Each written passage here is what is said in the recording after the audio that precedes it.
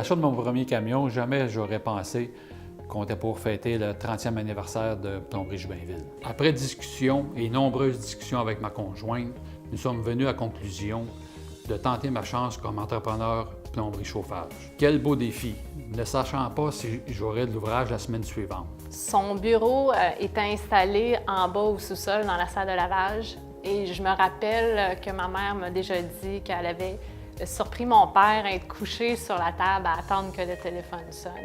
Je me suis mis à soumissionner des projets que je pourrais faire seul. Des petites réparations, petites rénovations et même des bungalows. C'est en 87 que ma mère elle a quitté son emploi pour rejoindre mon père. Ils sont actionnaires 50-50 depuis ce temps. C'est la meilleure décision que j'ai prise en affaires. Lise s'occupait du bureau et moi tout de ce qui était de construction. C'est en 88 que Richard engage Martin Beaulieu comme apprenti. Puis du fait que c'était une personne qui était prête à tout faire, ils se sont arrangés de le garder, même dans les moments plus tranquilles.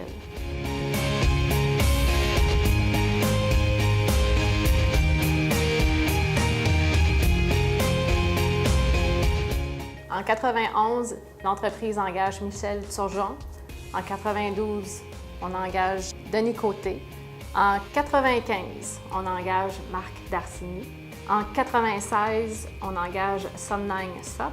Puis en même temps aussi en 96, on a engagé aussi Stéphane Suissy. En 96, Lise travaillait jour et soir afin de permettre à l'entreprise d'obtenir la certification ISO 9000. À l'époque, ces nouvelles procédures étaient un grand changement dans l'industrie de la construction. Mais mes parents étaient entrepreneurs. Ils ont initié le changement. C'est ce qui leur a apporté la certification en 97, première entreprise québécoise en plomberie à obtenir cette certification. En 98, j'ai débuté mon apprentissage. À cette étape-là dans notre vie, on s'est rallié sagesse et jeunesse. En 2000, on engage Nicolas Martel.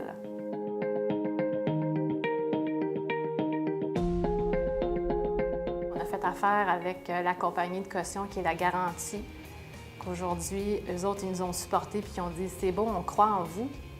Donc, on vous cautionne pour faire la job à l'aéroport de Montréal. » Plomberie Richard Jobainville a essentiellement les mêmes valeurs que la Garantie, c'est-à-dire bâtie sur une relation long terme et une relation de confiance. Tout au fil des ans, Plomberie Richard Jobainville a toujours démontré beaucoup de transparence à l'égard de sa caution et aussi un grand respect, chose qu'on apprécie énormément et c'est pourquoi ça fait déjà 20 ans qu'on est associé avec Plomberie Richard Jobainville. Puis en 2001, Jobainville décroche le contrat à l'aéroport de Montréal. C'est à partir de ce moment-là que Plomberie Jobainville est entrée dans la cour des grands. En 2001, il engage Philippe Drouin et on fête le 15e anniversaire de l'entreprise. En 2002, l'entreprise fait l'acquisition de Réseau Gaz Médic. On faisait des travaux à l'Institut thoracique de Montréal, puis M. Chaban est venu me voir. Je le connaissais depuis plusieurs années. M. Chaban, propriétaire de Réseau Gaz Médic, est venu me voir. Il dit « Marc, j'aimerais ça faire partie de votre équipe.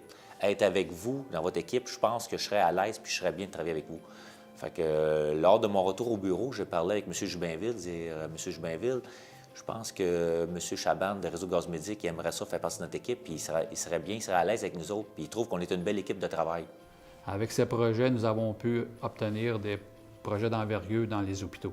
On embauche Gilles Corbeil, Patrick Allaire, Christian Terrien, Christian Paquette, Pascal Freeman, Luciane Guiné.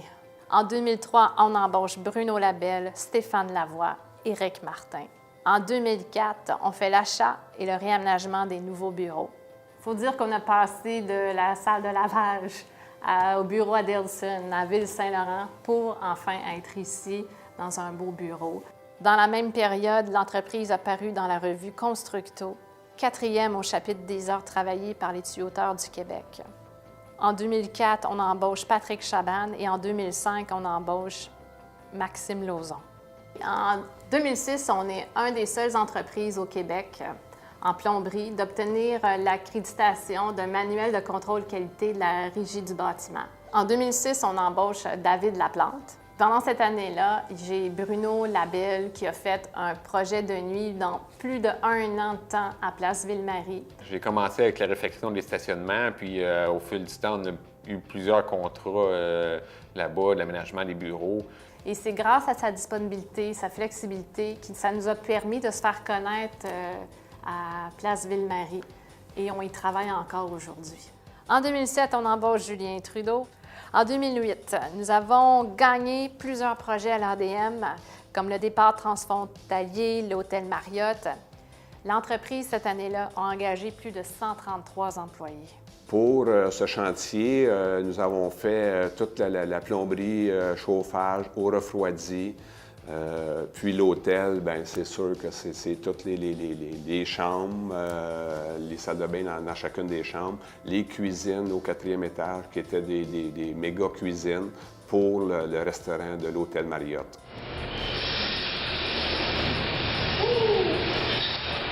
Pour la réalisation du projet à l'aéroport de Montréal, on a installé de la tuyauterie IPEX, le plus gros diamètre de tuyauterie en plastique pour le réseau de drainage installé au Canada dans le cadre d'un projet. En 2008, on embauche Paul-Étienne Gagnon. En 2009, on embauche Pierre-Luc Saint-Aubin, Marc-André Soriol et Simon Desrosiers. En 2010, l'entreprise gagne au Gala Perfectas, l'employeur ayant formé le plus de tuyauteurs en 2009. En 2010, on embauche Chung Hussi, Benoît Audet, Carlos Géraldez, Annan Ragui, Normand Veilleux. En 2011, on obtient le contrat du CUSUM Site-Glen, réseau de gaz médicaux dans le bloc A, B, C et D. On a fait au CUSUM, c'est la totalité des gaz médicaux dans tous les blocs. Puis on a fait un bloc en plomberie chauffage qui est le bloc B, le Children. Les équipements étaient démesurés comparativement à ce qu'on peut installer normalement dans les hôpitaux standards. La tuyauterie qu'on a installée, la quantité de tuyauterie, c'était énorme. C'était tout un projet. C'est là que j'ai connu Bruno Labelle. Pour de vrai, tant qu'à moi, j'ai travaillé avec lui pendant 3 ans de temps.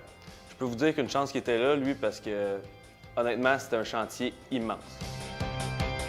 En 2011, on embauche Kinlai Chen. Et puis en 2013, on fait la fusion. Avec le réseau gaz médic et plomberie Jubinville, on a décidé de fusionner les compétences dans une même entreprise qui demeure Plomberie Richard Jubinville.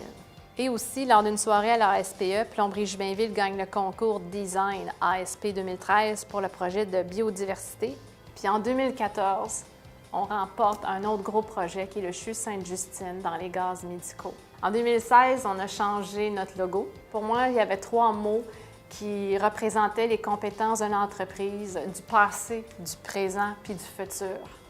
Le premier mot, c'est qualifié. On est des gens d'expérience, des gens qui croient beaucoup à la formation. On est des gens structurés avec des procédures, une structure organisationnelle. On est aussi engagé, une entreprise qui veut, qui croit, qui passe à l'action. En 2016, l'entreprise gagne la meilleure entreprise en plomberie dans l'implication sociale. Pour moi, en tant que chef d'entreprise, je trouve que c'est super important de donner son temps à notre société.